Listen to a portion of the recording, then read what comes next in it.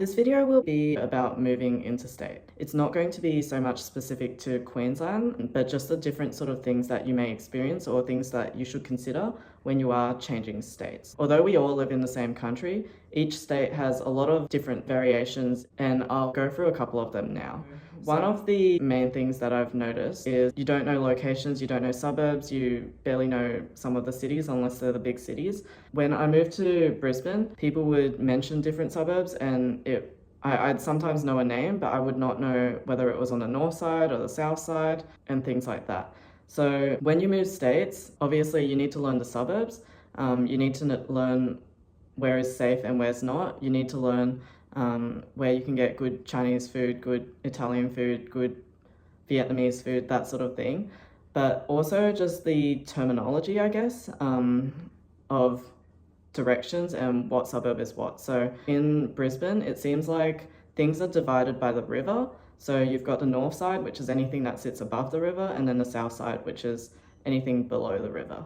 In Sydney, everything seems to be relative to the city. So you've got like the northern suburbs, you've got the western suburbs, you've got Western Sydney, you've got inner city, inner west. It's all very confusing, but those are the sorts of things you get used to when you live in a place, and I think that's important to familiarize yourself when you move to a different state. The other thing that is important is probably public transport. If you don't have a car, obviously public transport will be your main form of transportation. Different states have different qualities of public transport in terms of the frequency of their services, where they go, whether they go into all of the different suburbs or whether it's quite limited, and also safety and cost. I know that payments and whether you can pay with your phone or whether you need to buy one of the cards can also differ state to state. So it's important to be familiar with it and be familiar with the different sort of systems and whether they often are delayed or there's track work or things like that. Otherwise, it would put you in quite a difficult situation when you're trying to get to work or somewhere important. If you do have a car, the roads and the sort of traffic signs or rules can also differ state to state.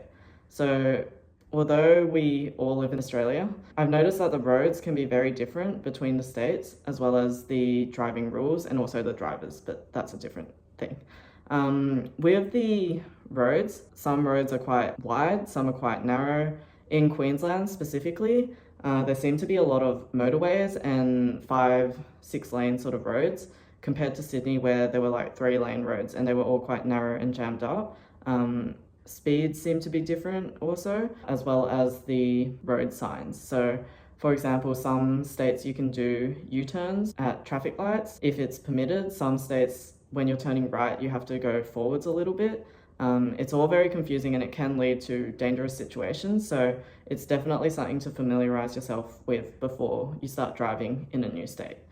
The third thing that I would probably sort of mention is the schooling system. Just for people who do have families or young children, different states have different schooling systems. So in New South Wales, I was familiar with the sort of schooling system where in high school you can choose between a public school, a private school, a selective school, or a sort of Catholic school, which is kind of like a private school essentially. So selective schools were basically where you would do a test, or your child would do a test, and depending on the scores that they got, it would determine what sort of school they could get into. Similar to university, if you hit a certain threshold, you can go and be admitted to the best school. If not, it goes down in rank. So I noticed that when I moved to Queensland, they did not have selective schools. They've got public schools, which are known as state schools, and then private schools, also including Catholic schools. So that was something quite different to me. And I think also the way that they do their schooling in terms of how many grades there are can also be different, but I'm not too sure about that. So it would be worthwhile to check if it's something important to you. On that note, the work environments can also be quite different. I guess the attitude to work can be quite different in different states. It does vary person to person, so I can't really give an overarching view on that. But I guess the opportunities in different states would vary, as well as the salaries and work conditions. So, for example, I know that a lot of people would move to Sydney for those corporate jobs just because we've got the big city and there are a lot more opportunities for them. So think about that when you're choosing which sort of state to move to. There are a lot of other factors to consider, of course, some being just a lifestyle, the climate, the type of opportunities you have in terms of costs of living. But I think those aren't things that I'll mention too much just because they are becoming more or less equal across Australia. Cost of living is rising everywhere, petrol prices seem to be high everywhere, groceries seem to be quite high everywhere as well. So that's something that I would look into if I was considering moving to a different state, but it's probably not something I'll talk about too much any further. If you do have any questions about anything that I did mention, please feel free to leave a comment or send a message, and I'll get back to you as soon as I can. But those were just a couple of the things that I thought I'd mention about moving interstate.